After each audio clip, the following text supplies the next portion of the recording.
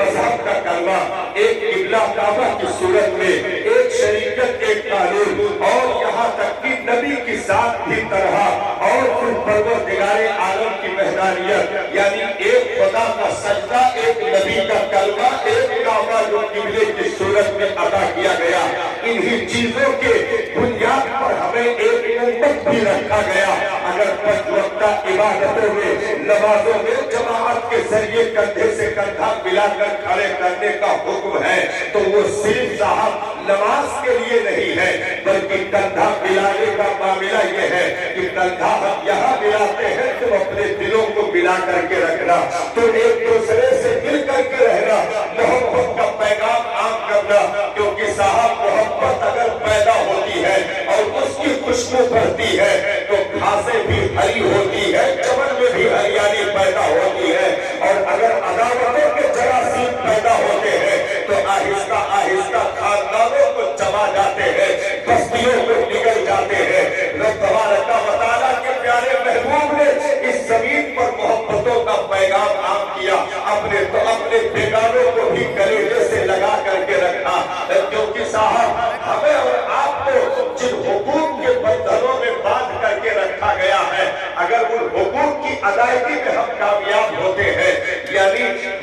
ماں کا جو مقام ہے اس کے مقام پر اس کے حقوق کی ادائیگی، کہ اولاد دنیا کا کتنا بھی پاورفل ہو جائے، وہ کسی بھی عہدے پر فائز ہو جائے، کسی بھی پائیدان کو کراس کر جائے، لیکن اس کے لیے اگر ماں کے حقوق کی ادائیگی کی بات آئے گی تو وقت کا بیٹا پرزاد ہو کر کے بھی ماں کے تلوے کو چومے گا، ماں کے تلوے کو بوسہ دے گا، اور وہ اگر دنیا کا کوئی بھی بڑے سے بڑا عہدے والا ہوگا، جب باپ کے حقوق کی ادائیگی کی بات آئے گی، باپ انگوٹھا ٹیک ہے، باپ دیہات کا رہنے والا ہے، باپ جو ہے غربت میں اپنی زندگی گزار چکا ہے، لیکن یہ دوسرے ملکوں کا سفر کر کے بھی آئی بن چکا ہے، لیکن جب باپ کے حقوق کی ادائیگی کی آئے گی تو ڈاکٹر بیٹا کو بھی باپ کے ہاتھوں کو چومنے کا حکم دیا جائے گا، ایک وکیل بیٹے کو بھی باپ کے قدموں کو چومنے کا حکم دیا جائے گا،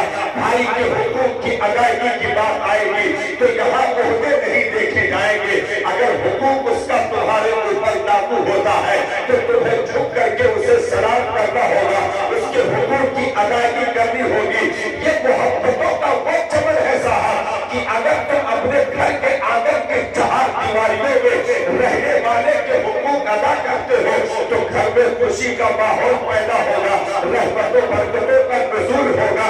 فرشتوں کی آمد ہوگی، کیونکہ جہاں صاحب عداوتوں کے بستر رکھتے ہیں وہاں رات بھر لعنتیں برسا کرتی ہے، لیکن جہاں محبت کے گلاب کھلتے ہیں، جب گھر میں تم نے اپنے ماں باپ کو خوش رکھا، بھائی بہنوں کو خوش رکھا، اپنی بیوی کے حقوق کو ادا کر رہے اسے خوش رکھا، تو جب گھر کی خوشی اس کی خوشبو پھیلے گی، پیدا ہوگا، پڑوس میں بھی چلنے سکون پیدا ہوگا۔ یہ نہ ہو صاحب کہ پڑوسی کہے رات کی نیند انہوں نے حرام کر رکھی ہے، پوری رات کے لوگ لڑتے رہتے ہیں، عداوتیں ایسی اٹھی ہوئی ہے کہ جوتوں میں دال بچنے کی نوبتیں آ گئی ہے۔ سنو، ہم نے جس مذہب کا کلمہ پڑھا ہے،